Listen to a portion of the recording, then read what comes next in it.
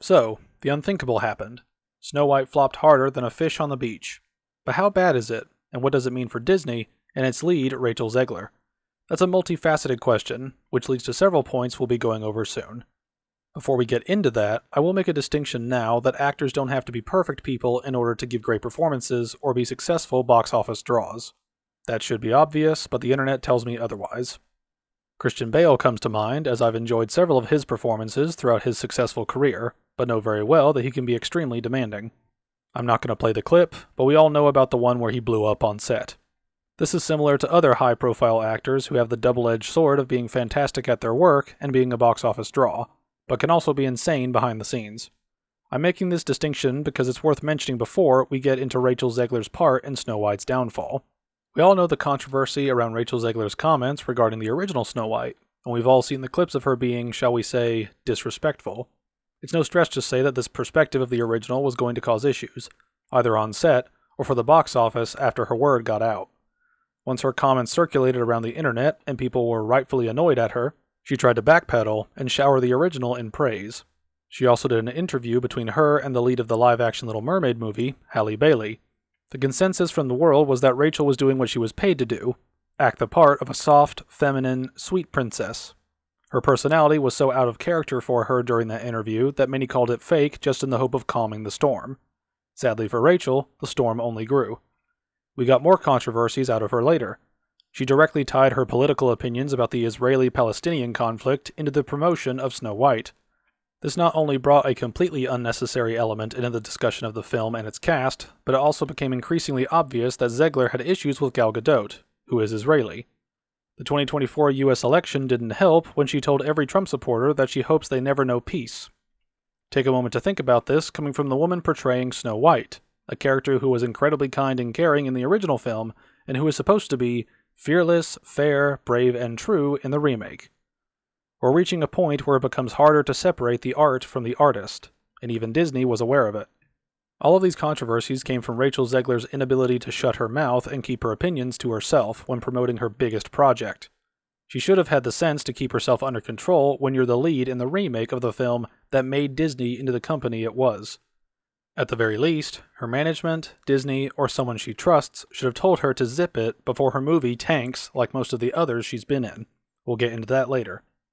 Her snide comments toward the film that defined Disney's legacy and built the company, while she is the lead in the remake of it, makes her come across as an ungrateful child who didn't get enough ice cream in her ice cream bucket. She's simply spoiled rotten, and that rot seeped into Disney's latest and what should have been their greatest remake.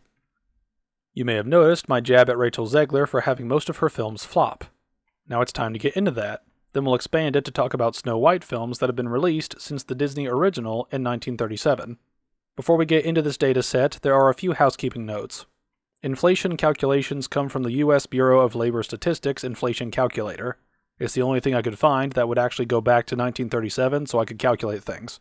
So bear with me if some of these numbers are off. Now let's get into the numbers, beginning with Zegler's career in film. Her first film was the West Side Story remake in 2021. You can thank Steven Spielberg for bringing her into our lives as an actress and as the female lead.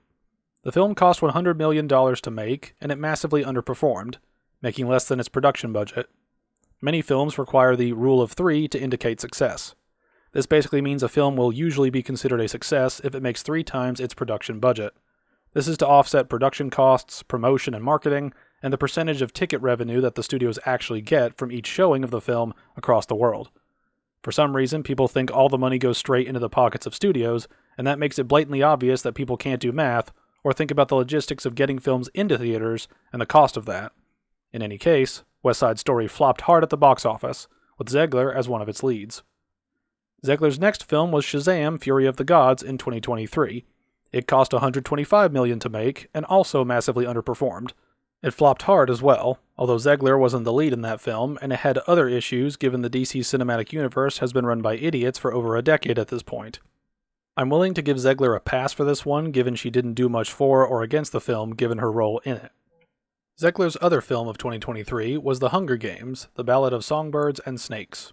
It cost $100 million to produce and made a little over $349 million worldwide. This means it recouped its production budget and succeeded in the rule of 3. It barely made it into the profit realm, but it made it nonetheless. Zegler was a lead in this, however not the true main character, but it showed that she can work as a lead, and her films won't be total flops. Right? Right? Zegler's 2024 had Y2K, a small-scale movie with a budget around $15 million from what I could find. Even then, it bombed hard, making under $4 million at the box office. That's pathetic, especially when you look at the international take. It's just pitiful. Some of this can be attributed to Zegler's controversies we went over earlier, as this came out in December of 2024, well after all her hoopla about Snow White and calling the majority of America a part of a deep sickness of hate in the country. She was the romantic interest in this one, and definitely did more damage than good given this movie had a tiny threshold to reach to succeed, and it still failed massively, although not entirely due to Zegler's reputation. Now let's shift gears into the realm of Snow White movies before we come to Zegler's film. Snow White and the Seven Dwarfs was released in 1937, and re-released several times throughout the following decades, so its box office is a bit off per adjusting for inflation, but you'll get the point when you see it. With a production budget of roughly $1.5 million, it went on to make $187 million worldwide, making its worldwide box office 125 times its production budget. There is no greater a description than an absolute slam dunk. Now let's look at something more recent. Snow White and the Huntsman was a weird film back in the before time of 2012, when reimagining started coming up. It cost $170 million to make and made over $400 million worldwide. It did not break the rule of three, but it made a decent chunk of money in total. The follow-up, The Huntsman: Winter's War, came out in 2016. It cost $115 million and made only $165 million at the box office, not breaking the rule of three and performing worse than its predecessor. I will admit, I only included these films to show what random reimaginings of Snow White and things adjacent to it would do at the box office by comparison to our main meal today. Now we come to the big guns. Disney's Snow White with Rachel Zegler came out in March of 2025, cost upwards of $269 million to make, and has made around $143 million across the world at the time of recording on April 1st, 2025. Yes, it's a new release, but in the age of second weekend drop-offs, this film dropped 66%. It's not looking good, Jim. This film isn't likely to surpass even the original's total box office gross, which is not only terrible, but absolutely pathetic given what could have and should have been. Even with inflation boosting prices up since the original's release almost 90 years ago, Zegler's film may not even beat the original on that front. Because I'm a data dad, here's a chart I made with the various Snow White projects listed, along with several pieces of information regarding money. Some of the numbers for the original are wonky because of re-releases basically every decade for several decades, but the ratio is what's more important for that film. The number for the original adjusted for inflation is largely just to stay in line with my calculations across the board. If we adjust for inflation, Snow White 2025 has the highest budget of them all. If we adjust for inflation, Snow White 2025 has the lowest total box office of them all. If we apply the rule of three to each of them, Snow White 2025 has the largest box office loss by comparison to its production budget. When we compare profits, the original blows it out of the water in every way. It was cheaper, more profitable, and didn't have any controversy to bog it down. Now, the number crunching gets weird for the original's total box office gross when adjusted for inflation.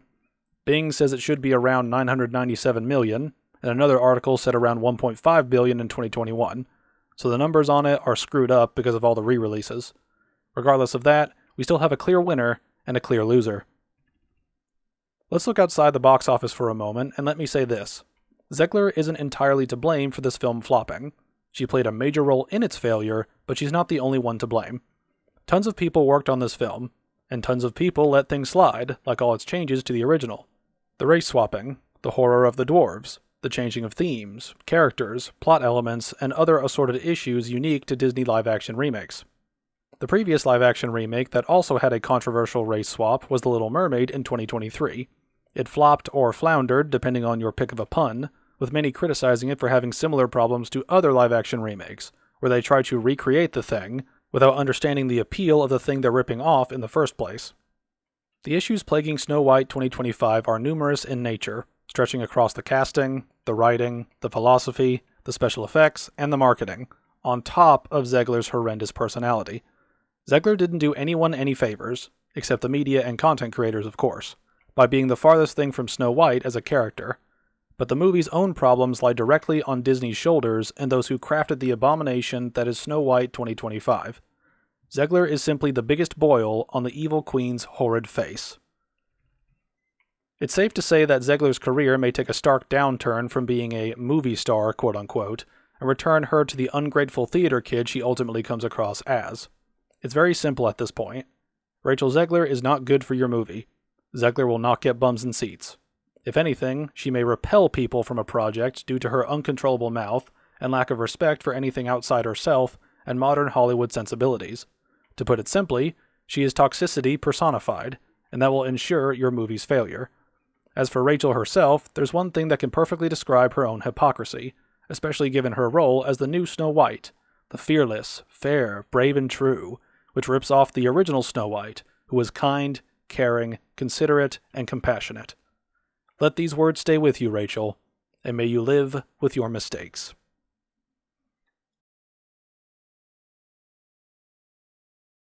To those of you who made it this far, thanks for watching. If you'd like to see my other stuff, there are links to all my channels in the description. The main channel focuses on critical analysis of various mediums. The gaming channel focuses on general playthroughs and chill gaming content. The music channel holds various musical mashups, documentaries, discussions, and original works. The ESAS channel features archives of my Every Saturday a Stream series, which happens, you guessed it, on Saturdays, where I stream whatever and we chat. You can also check out my religious channel where I read the Bible and talk about different stories of how my faith has impacted my life. If any of that sounds interesting to you, feel free to give it a shot. Whether you do or don't, I'd like to thank you again for watching, and God bless.